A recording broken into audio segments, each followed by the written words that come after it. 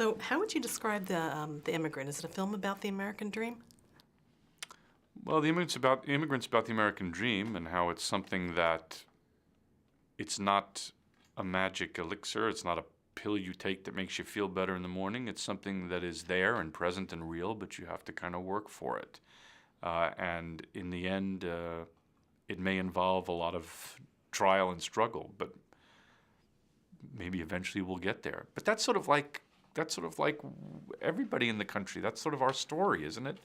We haven't actually gotten there. We're trying to get there. I understand. Do you think that this is something, an immigrant's tale that a lot of people can relate to? I'll put it to you this way. When I went to Ellis Island to start doing research for the film, I was told a rather astonishing fact, which is that 40% of the American population, and we have, 300 million people in the country? 40% of them have a direct descendant that went through Ellis Island. And if you realize that number was that makes like 130 million people? Like, that's crazy.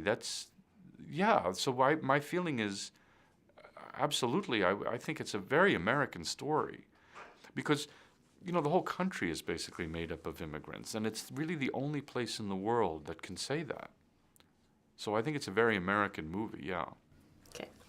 Marion Cotillard, is a very special actress. And what made you visualize her in the role?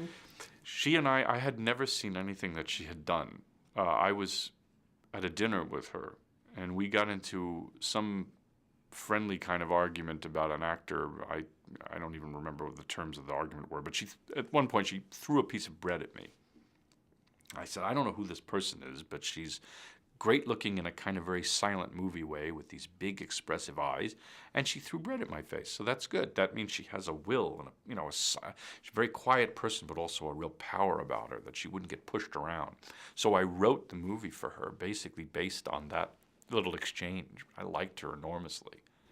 And it's interesting because the woman is the protagonist in this one. That's right. Well, I felt that I was very tired. I was very tired of macho gunplay and that kind of thing, and I was anxious to explore an emotionality and an empathy which didn't rely on macho posturing. And so that was really the reason I started thinking about a female protagonist. It's also a very operatic conception, opera, like Puccini and Verdi would do it all the time. So why not steal from the best? I agree. So you've worked with Joaquin over and over, in Yeah. 4 or 5 movies? 4 movies, yeah. 4. So why is that? And what do you think he brought to the role of Bruno? Well, he brought a lot to the role.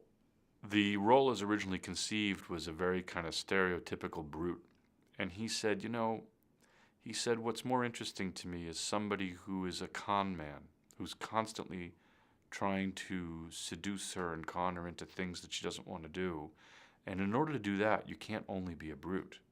Sometimes I have to appear very formal and very pretentious in a way. And I like the way that I dress. And I'm very nice to her. And I give her the choice. And at other times I'm incredibly cruel. But it's all a manipulation to get what I want. And I thought, well, that's better than anything that I had written. And that goes to why I've worked with him as much as I have. Because he's a ferociously intelligent person. And he has an incredible emotional awareness.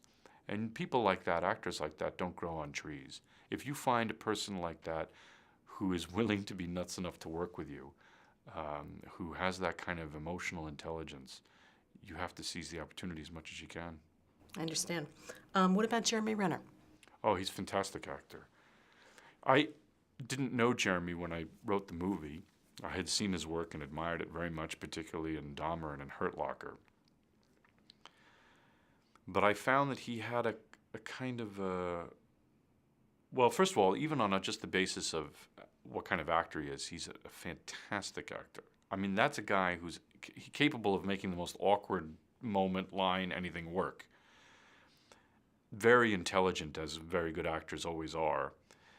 And he's tender and wonderful and charismatic, but not in a hackneyed kind of male model way. There is a danger about him. and it's not so certain that he's the knight in shining armor. In some respects, he is. But we also know that he's got his flaws. He's a gambler and a drunk.